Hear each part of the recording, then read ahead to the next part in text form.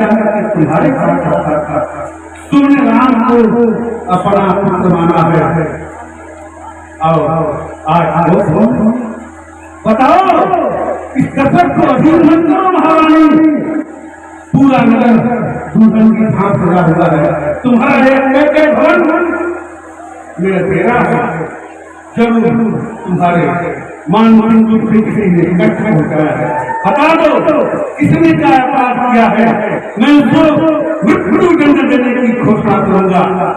इतनी सारी बड़ी बड़ी बातें करी महाराज, परंतु आपने मेरे दुख का भंग करने का प्रयास सदा किया। इतनी बड़ी बड़ी बातें की, इतना सब कुछ हो रहा है ये बताया, लेकिन प्रयत्न किया कि आपकी प्रिय पत्नी के हृदय में ऐसा कौन सा कांटा है जो गड़ा हुआ है, जो उसे कष्ट दे रहा है। यही तो मैं जानने का प्रयास करता हूँ महारानी करके कि तुम्हें कुछ बात आ रहा है, तुम दुखी क्यों हो? बताओ बताओ ये। परंतु है लगता है महाराज कुछ कहते हुए, कहीं आप अपनी शक्ति का प्रयोग करके मुझे प्राणदंड तो नहीं दे देंगे? जिसका प्राण तुम्हारे हृदय में जूझ पड़ा हो वो तुम्हें प्राणदंड देगा। तुम्हें प्राण देने से पहले ये दशरथ पृथ्वी पर रहेगा। मैं प्राणदंड की सोच भी नहीं सकता। अरे राजा, तुम मेरी तीनों प्राणियों में महारानी कैकेयी हो।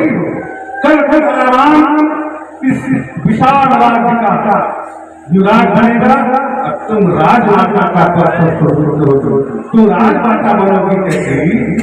यह क्यों होती? महाराज आपने सब कुछ कह लिया, परंतु केवल आपसे इतना प्रश्न जानना चाहती है, इतना पूछना चाहती है कि आपने जब से मुझे विवाह किया है, मैंने न जाने आपको कितने उपकार किए, परंतु आज तक आपने मुझे क्या किया है, क्या किया है? आपने अपनी प्रिय पत्नी को जो आज मुझे बड़ी बड़ी चीजें हाथ रहे हैं, और इस प्रकार मैं आपका विश्वास करता हूँ। कहीं ऐसा तो नहीं कि जब मैं सचमुच में कुछ मांग बैठा और कुछ छोटा नहीं, कुछ बहुत बड़ा मांग बैठा, तो आप कभी अपने वचन को खोल देना महाराज। अरे महारानी,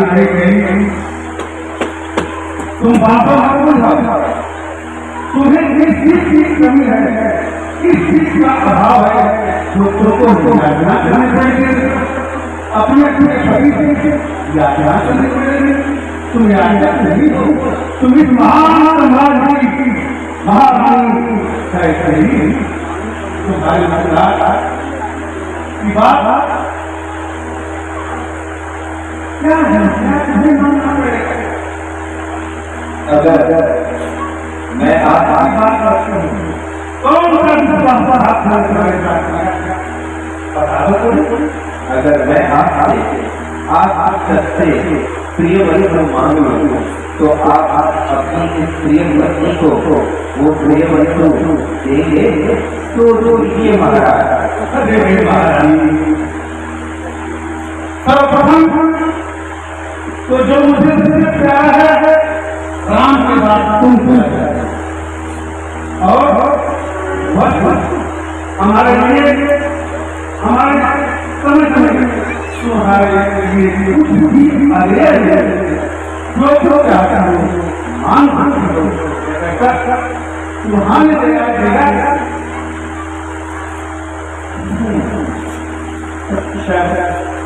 ठीक है, परंतु ऐसे नहीं।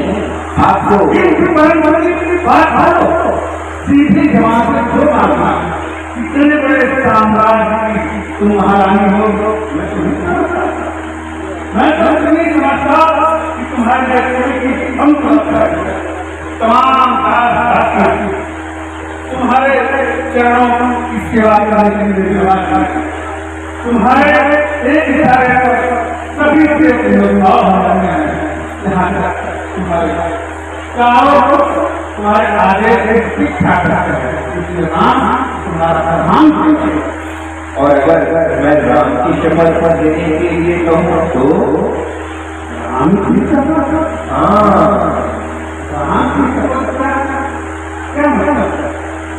क्या तुम्हें चाहिए जो राम की करने के लिए बोलते हो? आपको ये स्मरण होगा कि देवासुर संग्राम में मैंने आपके प्राणों की रक्षा की थी और युद्ध स्थल से आपके रथ को सकुशल में बाहर निकाल कर लाई थी।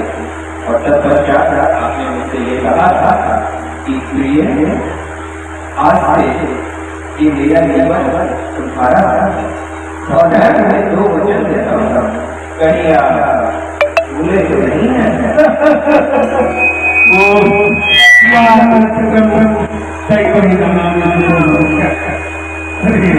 महारानी, तुम तो जानती हो कि मेरा भूलने का स्वभाव है, मैं भूल जाता हूँ। वो देवासुर संग्राम की याद आई तुम्हें? ऐसी घटना थी, जब तुम नहीं होंगे तो दशरथ आज जिंदा नहीं होता। जब मेरे रथ का परिवार टूट गया था तो तुम इतना उंगलियों से रथ के झूले में अपना भी जाता है, मुझे मेरी हाँ मैंने तुम्हें कुछ देने के लिए कहा था, शायद वो भगवान को इस अवसर पर तो इस राज दरबार में तमाम व्याचक आए हैं जो